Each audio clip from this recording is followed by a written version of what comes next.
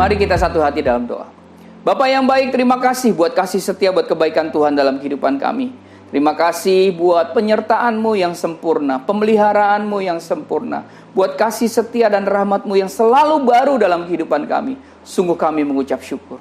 Tuhan Yesus, sebentar kami akan duduk diam mendengarkan firman-Mu.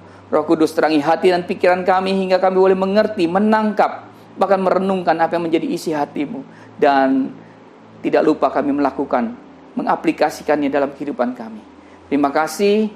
Kami mau katakan, Tuhan, kami siap mendengarkan firman-Mu. Dalam nama Yesus. Haleluya. Amin. Shalom Bapak Ibu, Saudaraku, rekan-rekan terkasih, Jemaat Home CC dimanapun berada. Tema khotbah atau firman Tuhan hari ini adalah iman sebagai pelawan ketakutan utama. Jadi, ketakutan dilawan dengan iman. Katakan amin. Ya. Kita akan belajar, ya, hari ini kita akan belajar. Saya akan ambil dalam 1 Timotius 6 ayat 12. 1 Timotius 6 ayat 12. Firman Tuhan katakan begini. Bertandinglah dalam pertandingan iman yang benar, dan rebutlah hidup yang kekal. Untuk itulah engkau telah dipanggil, dan telah engkau ikrarkan ikrar yang benar di depan banyak saksi. Wow. Setelah minggu lalu kita belajar tentang Olimpiade rohani, kita belajar tentang pertandingan rohani. Hari ini kita mau belajar ada satu perintah yang luar biasa berani, ya, yang diberitahukan oleh Alkitab, bahwa kita harus bertandinglah dengan pertandingan iman yang benar. Bapak Ibu Saudaraku, rekan-rekan terkasih, Jemaat Home CC dimanapun berada, ketika saya membaca ayat ini, ya, saya kurang paham. Saya tidak bisa mengerti apa yang begitu bagus pada sebuah pertarungan atau pertandingan ini. Tetapi tahukah kita mengapa Alkitab menyebutkan pertarungan atau pertandingan iman itu baik? Jadi tanamkan dalam pikiran kita, kenapa pertarungan iman itu baik? Karena kita sudah tahu siapa pemenangnya, yaitu Tuhan Yesus. Katakan amin. Iman tidak pernah kalah di dalam pertempuran. Katakan amin. Jika kita melawan rasa takut kita, rasa khawatir kita, ya, itu dengan kekuatan kita sendiri, kita akan membuat diri kita khawatir, akan membuat diri kita ciut.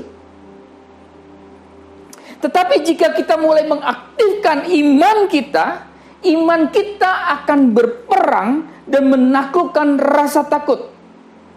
Katakan amin. Dan tekanan hidup tidak akan menguasai kita. Amin. Jadi Bapak Ibu Saudaraku, tekanan akan datang. Pressure dalam hidup itu akan datang, ya. Dan mereka akan mencoba untuk menekan kita, menghancurkan semangat kita. Tetapi saya mau katakan, mereka itu tidak akan menang. Tekanan tidak akan menang. Ketakutan tidak akan menang. Karena kita punya Yesus. Bapak Ibu Saudara, kalau saya ambil sebuah ilustrasi, ya, ketika kita memikirkan tentang iman, ada suatu ilustrasi yang cukup baik, ya. Kalau kita menggambarkan iman kita sebagai sel darah putih, ya, di dalam anatomi rohani kita. Jadi iman kita gambarkan, ilustrasikan sebagai sel darah putih dalam anatomi rohani kita. Secara fisik, ya, dalam anatomi tubuh kita, sel darah putih ini merupakan bagian penting untuk apa? Dari sistem pertahanan alami tubuh kita, ya, karena sel darah putih merupakan sel yang menelan bakteri dan penyakit. Dilawan kalau ada bakteri, ada virus, ya, itu sel darah putih yang akan melawan. Secara rohani kita kembali, ya. Secara rohani, ketakutan itu seperti infeksi yang menyerang jiwa kita. Jadi yang namanya iman akan bangkit seperti sel darah putih yang akan membela kita dari serangan-serangan ini. Bapak Ibu Saudaraku, kalau kita gambarkan sel darah putih dan juga infeksi, sel darah putih sebagai sebagai iman dalam anatomi rohani kita, sebagai iman, maka penyakit ya, tekanan-tekanan sebagai infeksi atau virus atau bakteri, maka kita bisa gambarkan. Ketika virus itu datang, ketika infeksi itu datang, ketika bakteri itu datang, ya, infeksi itu datang, maka sel darah putih kita akan segera melawan. Dia akan bangkit. Iman akan bangkit seperti sel darah putih dan membela kita. Katakan amin. Bapak Ibu Saudaraku, yang namanya ketakutan itu akan membuat, ya, atau akan mematikan janji-janji Tuhan dalam hidup kita. Makanya kita gak boleh hidup dalam ketakutan. Kenapa? Karena janji-janji Tuhan dalam hidup kita tidak akan pernah tergenapi kalau kita hanya hidup dalam ketakutan. Hari ini Bapak Ibu Saudaraku, kita akan belajar 3 hal tentang iman.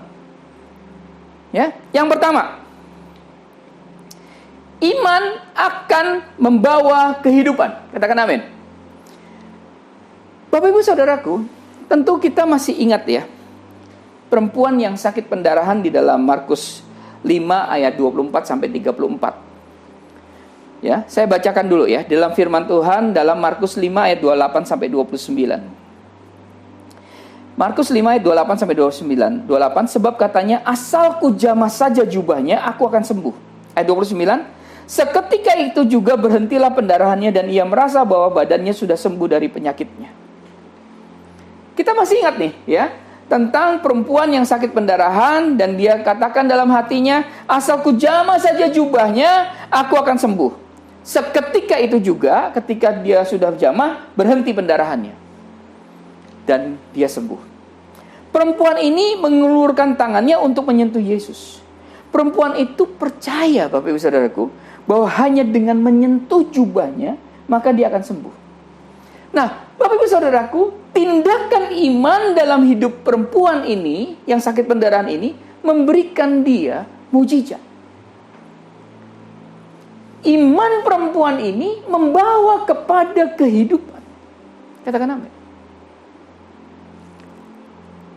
Contoh lagi, kita ambil dalam Markus 16 ayat 1 sampai dengan 7. Ya, Markus 16 ayat 1 sampai dengan 7. Saya bacakan buat Bapak Ibu Saudaraku. Setelah lewat hari Sabat, Maria Magdalena dan Maria ibu Yakobus serta Salome membeli rempah-rempah untuk pergi ke kubur dan meminyaki Yesus. Ya, ayat 2. Dan pagi-pagi benar pada hari pertama minggu itu setelah matahari terbit, pergilah mereka ke kubur. Ayat 3, mereka berkata seorang kepada yang lain, siapa yang akan menggulingkan batu itu bagi kita dari pintu kubur? Ayat 4, tetapi ketika mereka melihat dari dekat, tampaklah batu yang memang sangat besar itu sudah terguling. Lalu mereka masuk ke dalam kubur dan mereka melihat seorang muda yang memakai jubah putih duduk di sebelah kanan. Mereka pun sangat terkejut. Bapak Ibu Saudaraku, ya, bulan yang lalu kita merayakan kebangkitan Yesus. Ya, kita melihat, saya sedang membayangkan percakapan antara Maria Magdalena, ya, Maria ibu Yesus dan Salome, ya, dengan para tetangganya. Mereka sedang dalam perjalanan untuk mengurapi mayat Yesus setelah penyalibannya. Itu yang tadi kita baca. Ya, kalau saya gambarkan kira-kira mungkin seperti ini ya. Bagaimana kita ini akan mengurapi Yesus, mayat itu? Kan kuburnya dihalangi batu. Ini kira-kira percakapan mereka ya. Percakapan Maria Magdalena, Maria isi ibu Yakobus dan Salome. Iya, kita juga nggak yakin, tapi kita tetap akan pergi. Ya, itu di situ, di kubur itu ada segelnya tentara Romawi loh. Kita akan dapat masalah kalau segel itu rusak. Ya, benar. Tapi kita tetap akan mengurapi tubuh Yesus. Perhatikan ya. Tapi di sana ada penjaga loh. Ya tahu, tapi kita tetap akan pergi. Kebayang Bapak Ibu Saudaraku? Ketika mereka melihat, membayangkan dalam percakapan tadi ya, oh kita akan mengurapi mayat Yesus, tapi di sana ada batu. Terhalang. Dia bilang tidak yakin, tapi dia tetap akan pergi. Ketika dia berbicara, oh ya, tapi di situ ada segel. Ada yang jaga loh, kalau kalau segelnya rusak kita akan bahaya. Ya, mungkin akan bisa dapat masalah. Tapi dia tetap pergi. Tapi di sana penjaga loh, tapi dia tetap pergi. Bapak Ibu Saudaraku, mereka ini punya kekhawatiran. Mereka ini punya ketakutan. Tapi satu hal yang harus diperhitungkan adalah mereka tetap melangkah. Dan ketika ketiga wanita ini yang penuh iman ini tiba di kubur, kuburnya kosong dan Yesus hidup. Matius 16 ya. Dalam Markus 16 ayat 6 dikatakan, tetapi orang muda itu berkata kepada mereka, jangan takut. Kamu mencari Yesus orang Nazaret yang disalibkan itu. Ia telah bangkit dan ia tidak ada di sini. Lihat, inilah tempat mereka membaringkan dia. Ya, kita baca di ayat yang 6-nya. Dengan kata lain, Bapak Ibu Saudaraku, iman menghasilkan kehidupan. Amin. Iman menghasilkan kehidupan dalam apa yang tampak mati dalam diri kita. Karena iman, para wanita itu menemukan kehidupan di mana kematian telah terjadi. Ketakutan itu menghasilkan ketidakpercayaan. Saya ulangi. Ketakutan menghasilkan ketidakpercayaan pada janji-janji Tuhan. Makanya janji-janji Tuhan itu jadi mati. Kita tidak bisa jangkau. Mematikan janji-janji Tuhan. Kenapa? Karena ketakutan itu yang dihasilkan dari ketakutan adalah ketidakpercayaan. Hari ini biarkan iman kita melawan ketakutan kita itu. Amin. Biarkan iman kita melawan dan terima Yesus sebagai yang hidup itu sebagai orang atau sebagai orang yang memberi janji kepada kita. Terima Yesus yang hidup, yang memberi janji kita. Iman akan membawa kehidupan. Yang kedua, iman melawan fakta. Nah, fakta itu tidak berbohong, Bapak Ibu Saudaraku, ya. Tetapi iman bisa mengalahkan fakta. Kita lihat. Adalah fakta bahwa Goliat lebih disukai untuk memenangkan pertarungannya dengan Daud muda. Tetapi hanya iman yang bisa membuat seorang remaja melempar batu yang tepat di tempat yang tepat, ya, pada waktu yang tepat. Hanya karena iman. Seorang remaja, yaitu Daud, melempar batu yang tepat di tempat yang tepat pada waktu yang tepat. Merupakan fakta bahwa Abraham dan Sarah sudah melewati masa subur mereka. Tetapi iman memungkinkan Abraham dan Sarah untuk merencanakan yang namanya baby shower. Ya, hari-hari ini kita bilang baby shower gitu ya. Dan menyambut bayi laki-laki mereka ke dunia. Fakta mengatakan bahwa air tidak bisa menopang berat pria dewasa atau manusia lainnya. Tetapi entah bagaimana Petrus berjalan di atas air. Saya pernah khotbahkan ini. Atau masih banyak lagi yang bisa kita sebutkan. Mengkhotbahkan ini saja mengaktifkan iman saya, Bapak Ibu Saudara. Perhatikan baik-baik bahwa perkataan yang kita miliki sebagai manusia terlihat sangat berbeda dalam bahasa Tuhan. Misalnya, ketika kita akan berlari, ya, dalam pertandingan atau melakukan sesuatu yang penting, kita mungkin mengatakan sesuatu seperti bersedia, siap, ya. Tetapi Tuhan mengatakan seperti ini, ya, siap, bersedia. Apa yang beda? Jadi buat Tuhan yang adalah ya lebih dulu. Jadi ketika kita mengikut Tuhan adalah kita jawab ya lebih dulu, baru siap dan bersedia. Ketika kita berkata ya, bersedia, maka Tuhan akan membuat kita siap. Katakan amin. Iman melawan fakta. Tuhan tidak memanggil yang memenuhi syarat, Bapak Ibu Saudaraku, tapi Tuhan yang membuat, yang dipanggil memenuhi syaratnya. Katakan amin. Iman melawan fakta. Yang ketiga, iman akan memperjuangkan masa depan. Yang pertama tadi adalah iman akan membawa kehidupan. Yang kedua kita belajar iman melawan fakta. Dan yang ketiga, iman akan memperjuangkan masa depan. Bagi orang percaya, hari esok bukanlah lompatan ke dalam kegelapan. Jika kita memiliki iman dimanapun kita berada saat ini, kita tidak perlu takut akan masa depan. Meskipun ketidakpastian tampaknya merupakan kebenaran yang paling pasti. Ketidakpastian merupakan kebenaran yang paling pasti. Ingatlah apa yang Yesus katakan ketika para murid bertanya kepadanya tentang akhir zaman. Tuhan bicara tentang tanda-tanda zaman dan kehancuran bait Allah di Yerusalem.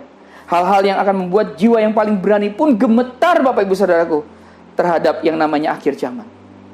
Tapi Tuhan Yesus menutup dengan yang tertulis dalam Lukas 21 ayat 28. Lukas 21 ayat 28 katakan, apabila semuanya itu mulai terjadi, bangkitlah dan angkatlah mukamu, sebab penyelamatanmu sudah dekat. Bapak Ibu Saudaraku, rekan-rekan terkasih, jemaat Home CC dimanapun berada, dari apa yang kita dengar dan kita lihat di berita-berita, di sosmed, kecemasan akhir zaman berada pada titik tertinggi sepanjang masa. Kita lihat ada gempa bumi, ya, kita lihat ada gempa bumi. Kita lihat ada perang, ada perpecahan politik dan ras, konspirasi vaksin mungkin, ya, dan lain-lain. Firman Tuhan menguatkan kita hari ini. Bangkit dan angkatlah mukamu, karena penyelamatanmu sudah dekat. Bapak Ibu Saudaraku, rekan-rekan terkasih, jemaat Home CC dimanapun berada, kemanapun Tuhan membawa kita atau memimpin kita, ketahuilah bahwa ketakutan bukanlah bagian dari kita. Katakan amin. Kemanapun Tuhan memimpin kita, kemanapun Tuhan membawa kita, ketakutan bukanlah bagian dari kita. Ada satu kalimat yang menguatkan saya. Ya, disampaikan begini. Jari Tuhan tidak pernah menunjuk ke tempat di mana tangan Tuhan tidak menyediakan. Katakan amin. Saya ulangi ya. Jari Tuhan tidak pernah menunjuk ke tempat di mana tangan Tuhan tidak menyediakan. Artinya apa? Setiap dia membawa kita ke satu tempat, ketika dia menunjukkan satu tempat, maka di situ ada tangan Tuhan yang akan menyediakan. Katakan amin. Jangan takut mati.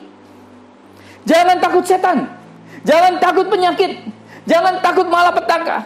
Jangan takut dengan akhir zaman.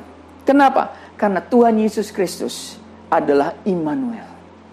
Bapak Ibu Saudaraku, rekan-rekan terkasih, jemaat Home CC dimanapun berada, saudara tahu arti Immanuel? Allah beserta kita. Itu ada 3 hal di dalam Immanuel, yaitu Dia adalah Tuhan di dalam kita. Dia adalah Tuhan yang menyertai kita, dan Dia adalah Tuhan yang ada di pihak kita. Bapak Ibu Saudaraku, rekan-rekan terkasih, jemaat Home CC dimanapun berada, kita sudah belajar 3 hal. Bahwa tentang iman, bahwa iman akan membawa kehidupan. Iman melawan fakta. Dan yang ketiga, iman akan memperjuangkan masa depan. Bapak Ibu Saudaraku, Tuhan ingin menolong kita mengatasi ketakutan kita. Ketika kita memilih untuk menjadi seorang pejuang daripada seorang yang khawatir, maka sesungguhnya kita menjadi seorang pemenang di dalam kerajaannya. Katakan amin. Hari ini, apakah kita hidup dalam ketakutan atau kita hidup dalam iman? Saya mau mengajak kita semua untuk kita pilih iman. Karena hanya iman yang akan melawan ketakutan. Ketakutan kita. Tuhan Yesus memberkati. Bapak yang baik, terima kasih buat firman-Mu hari ini, yang meneguhkan, menguatkan kami. Kami mau bangkitkan iman kami. Kami mau bangkitkan iman kami, Tuhan Yesus. Karena kami tahu bahwa iman menghasilkan kehidupan. Karena kami tahu bahwa iman melawan fakta. Tuhan Yesus, kami belajar Tuhan untuk menjalani kehidupan ini dengan iman kepada Engkau. Dan kami percaya Tuhan, bahwa iman akan memperjuangkan masa depan. Terima kasih Bapak yang baik, buat firman-Mu yang meneguhkan, menguatkan kami. Tuhan, tolong kami, untuk kami Tuhan, selalu Tuhan, menjadi pemenang. Karena tolong kami Tuhan, untuk tidak khawatir, tidak takut. Kami percaya Tuhan, bahwa jari-Mu Tuhan, tidak pernah menunjuk ke tempat di mana tangan-Mu atau tanganmu tidak menyediakan. Jadi Engkau selalu Tuhan menyediakan kami kepada kami. Engkau selalu hadir dalam kehidupan kami. Engkau ada dalam hidup kami. Terima kasih Bapa yang baik. Terima kasih buat firman-Mu. Di dalam nama Tuhan Yesus, mulai hari ini kami mau bangkitkan, kami mau aktifkan iman kami untuk melawan setiap ketakutan dan kekhawatiran dalam hidup kami. Dan kami terus akan meraih janji-janji-Mu dalam hidup kami. Dalam nama Yesus, haleluya. Amin. Karena itu, saudara-saudaraku, jemaat Kristus yang dikasihi Tuhan, angkatlah kedua tanganmu dan terimalah berkat. Mari aminkan setiap perkataan berkat yang kita percaya bahwa kita menerimanya. Tuhan memberkati engkau dan melindungi engkau. Tuhan menyinari engkau dengan wajahnya dan memberi engkau kasih karunia. Tuhan menghadapkan wajahnya kepadamu dan memberi engkau damai sejahtera. Kiranya kasih dan penyertaan Bapa di surga dan damai sejahtera dari Tuhan Yesus Kristus serta penghiburan dari Roh Kudus terus menyertai kita sampai Maranatha Tuhan Yesus datang kembali. Kita yang sudah percaya dan menerima berkat Tuhan, mari kita sama-sama katakan amin. Selamat hari Minggu, selamat berkumpul bersama dengan keluarga. Nikmati kebersamaan dan keluarga. Aktifkan imanmu untuk melawan ketakutan dan kekhawatiranmu. Terus cintai Tuhan, berhenti menghakimi dan selalu jadi berkat. Tuhan Yesus memberkati.